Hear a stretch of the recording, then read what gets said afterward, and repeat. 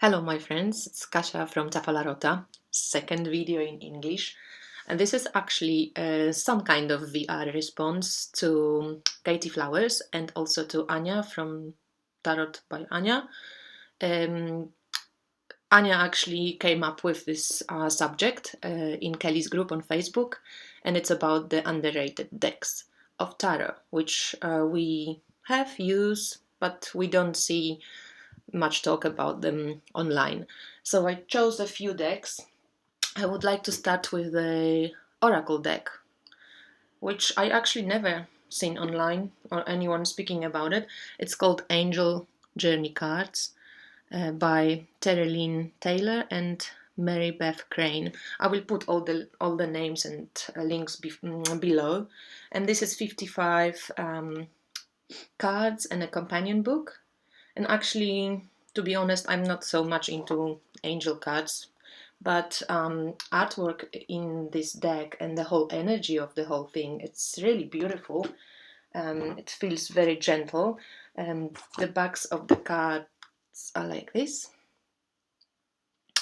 And you actually are asked to separate the decks in 3 piles.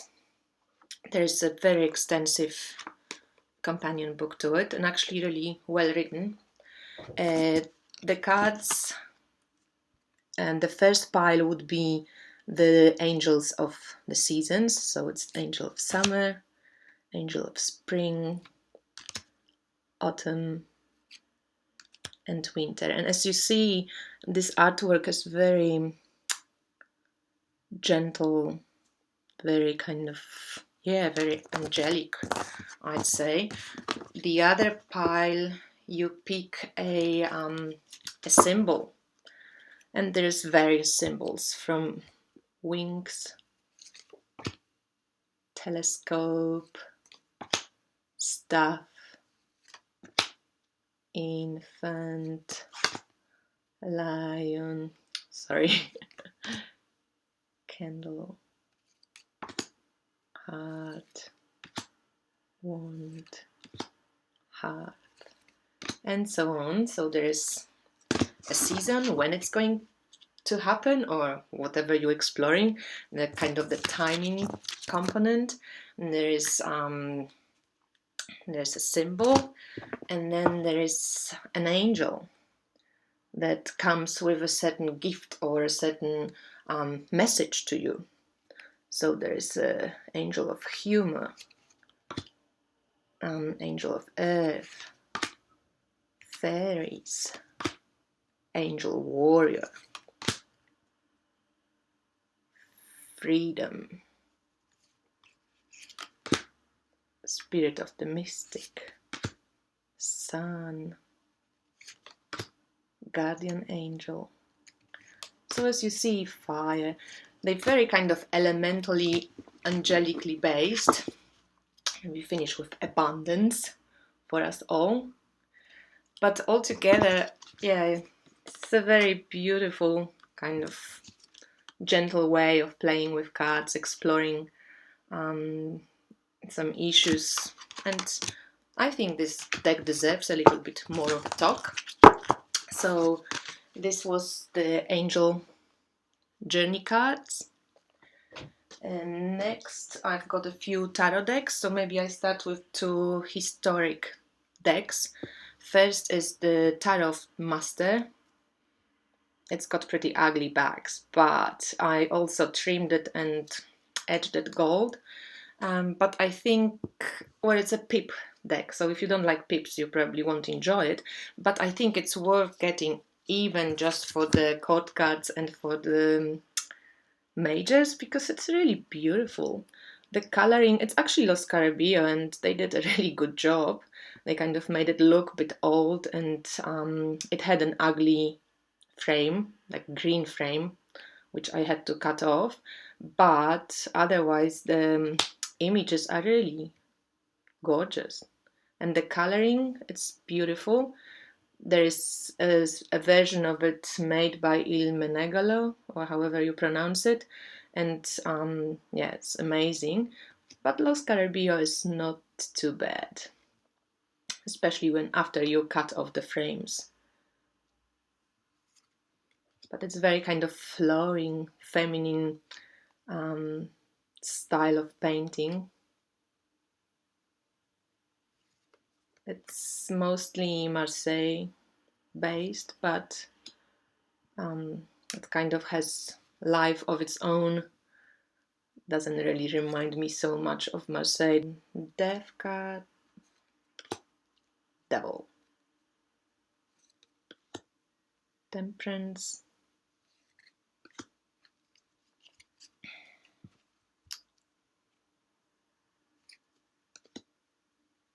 the World, Justice, Strength. She doesn't even touch the lion. It's just the power of your third eye. Yeah, so this deck, Tarot of the Master, I think it's very beautiful. If somebody likes historic decks, and the other historic deck is the Medieval Tarot. It comes with a little white book, and yeah, I love the artwork in this one. It's really beautiful. I'll just show you a few cards. Judgment. It's got this, yeah, this medieval feel to it. This Emperor. And actually the court cards are very beautiful. Like, look at the King of Cups. Like, the facial expression is gorgeous. There is King of Pentacles. Devil. And the small arcana, sometimes they remind of Rider-Waite-Smith. Like, this one is just of memories. But most of the times they're different. Lovers. And they also different to the Marseille deck. It's, yeah, it's just another clone of its own. This is the Star. Aces are number 1. It's the Empress. High Priestess, with a strong indication of the knowledge. Hangman as the traitor. Yeah, the Old Man. But instead of the light and lantern, it's got the time capsule. Tower. No humans falling out, but stuff getting definitely destroyed. 9 of Cups, interesting. Especially the Lion. Wheel of Fortune. The Moon. It's gorgeous. Justice. Yeah, so I think this deck, it's definitely worth taking a look at if you like historical decks. And the next deck I would like to speak of, maybe it's the 5th Tarot. Okay, this deck is a little bit new agey, on the new age edge of things, so you won't find too many like dark cards. I don't think it's very well balanced when it comes to energies, but if you need a little bit of uplifting spiritual experience, this deck is really beautiful. And the artwork in this deck, I still like it. I bought it long time ago, I think probably maybe in 2010, and it's got 92 cards because the author, she added another element, Lotus element, which is like a spirit element, to all the other elemental powers. And these cards are kind of mixture of different cultures, a little bit of, I just show you the aces, or maybe the backs first. So the backs are like this, reversible. And then you have, this is the ace of, 1 of stones, so it's ace of pentacles, record keeper. And then she uses in this element the depiction of the stones are crystals. So if you like crystals, this deck might be fun for you. 1 of shells is abundance, and that's water. and there's different like water creatures in it. One of fire is wands, it's creativity. One of feathers, it's air, divine mind. And the extra element, one of lotus, it's expansion. So it's basically about like your spiritual evolution. And I think she's a follower of Amma. So if you know Amma, you might feel connection to this deck as well because of her. And I just show you a few examples of how this deck looks. So this is Justice, Sun card. It's gorgeous. And there is Three of Stones, Community. I think it's gorgeous depiction with like ants who always work together to achieve something and yeah, create this beautiful community together. She changed the names of the court cards to Elemental, Initiator and so on, so they're a little bit different. But as you see, they're a bit like mixture of nature, cosmic, different cultures. Flow, Nine of Fire, so Nine of Wands. It's the world, universe. Yeah, it really speaks to my crystal lover inside. But some of them are gorgeous. Like I love this one. Two fire choices. It's kind of kind of peaceful, but in a way like really kind of pressuring you for a choice. And this is the indication to Amma feet. Amma is the hugging saint who travels the world and hugs everyone, and spreads love. This is the moon with a whale. I kind of love it too. It's very magical. Shadow is gorgeous, so that's the devil. And how we tend to change into different things and wear different masks. Strength is gorgeous. It's all within us. Empress, little bit kind of children book like. I love the star. Tower is interesting, a little bit different perspective. High Priestess, very Northern American. Hermit. I like it. I love this cosmic man and the strands of DNA, and that's Hanged Man. Kind of, yeah, so influenced by our genes. Lovers, a bit different. The Pope became a shaman, and as you see, she gives different symbols, also astrological symbols, some other symbolic signs which are explained in the book. And the small arcana is just Four of Feathers, and she gives a little phrase also.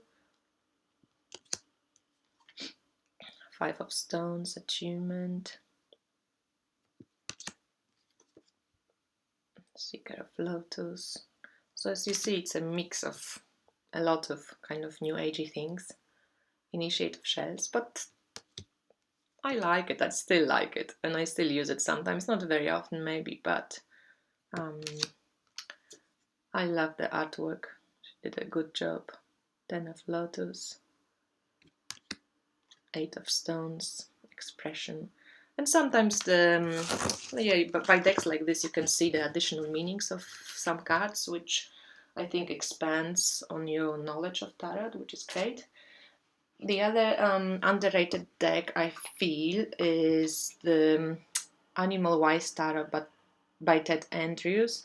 And to be honest, the book for this deck is amazing if you love animals, because he gives actually a lot of information about animals themselves, and only based on the symbolism or the habits and how the animals actually live and what they do. He adds the tarot symbolism to it, but actually the whole deck is based very strongly on information about animals and their habitual life and what they do and what they like and stuff like this. So, okay, the aesthetics of this deck is pretty ugly, so I think that's why it's not very popular. But when it comes to information, I also love those little phrases he created for the animals, and I actually used this deck for a long time now, and I think yeah, it was very spot on for me. But maybe because I'm so nature biased, I love the nature based themes. So you've got the tarot structure on top, you've got the name of the animal, and you've got the little phrase, and the backs are like this. And yeah, of course I wish it would be maybe just a little bit more beautiful, but he also changed the suits names, but you have element and the suit name of regular tarot written down on the card, so everything is there, you won't get lost. And that's gorgeous. Like, this is Six of Pentacles, the Jaguar, and it's reclaiming power, fruits of labor. So kind of yeah, you get quite a lot from just the little phrase.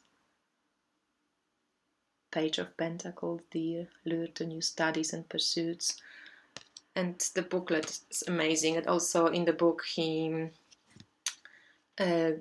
shows, like, when he writes about the regular position, reverse position, and also gives you example questions you can ask yourself when you're playing with cards like this, and when you're inviting a certain animal spirit to work with you.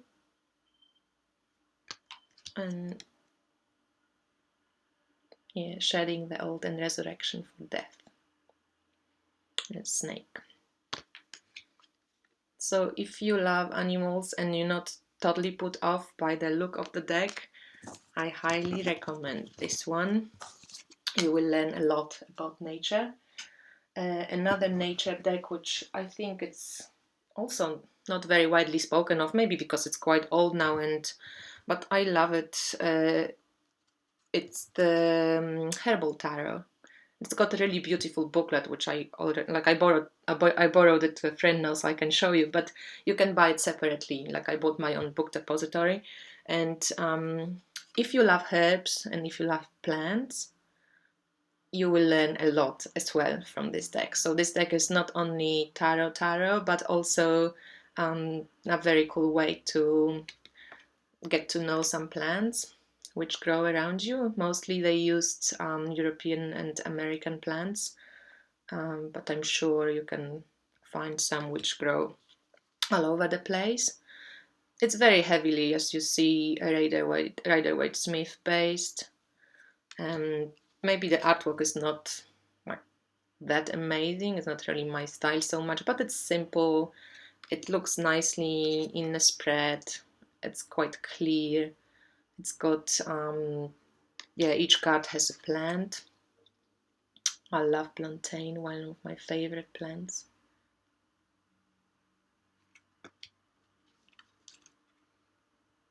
It can be a nice beginner's deck also, I think. Chamomile for Ace of Swords, just in case you freaked out too much in your head. Sun is Angelica. It's a huge plant. If you've ever seen blossoming Angelica, it's kind of bigger than a man. Magician. So as you see, it's very simple, colorful, bright colors. There's the moon with lemon balm, calming herb, Three of Swords. So very Rider-Smith. And a little bit also, you know, 70s. Check the spaces. The Lovers and Parsley. But to be fair to this deck, it's actually really easy to use. Very well, like, reads really well. Especially if you know Rider-Waite-Smith, then no issues whatsoever. It actually is Rider-Waite-Smith with added plant addition, and it's gorgeous for the plants.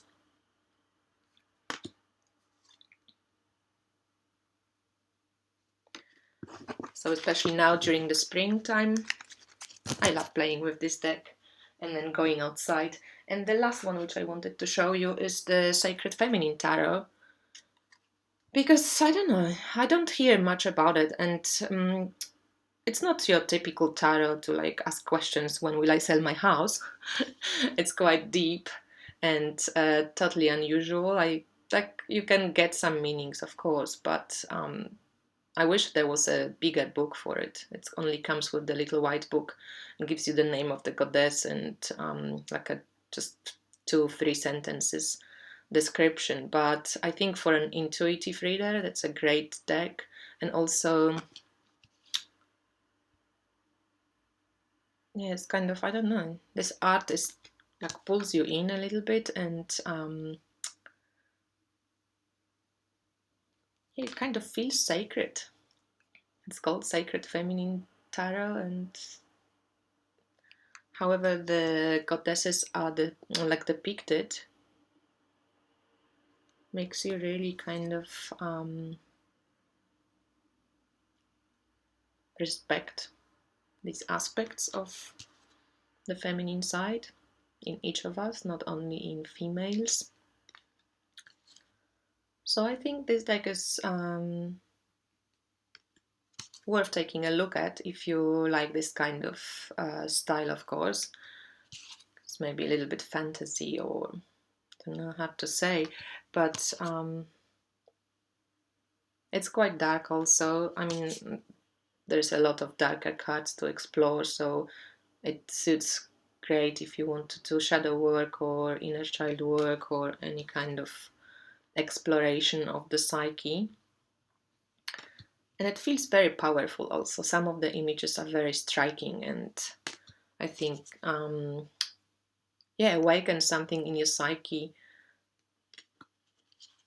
that's quite easily translatable to emotions later, and so you can explore certain things quite easy with this deck. It works similar to me as the Checoli deck. The aces are quite cool.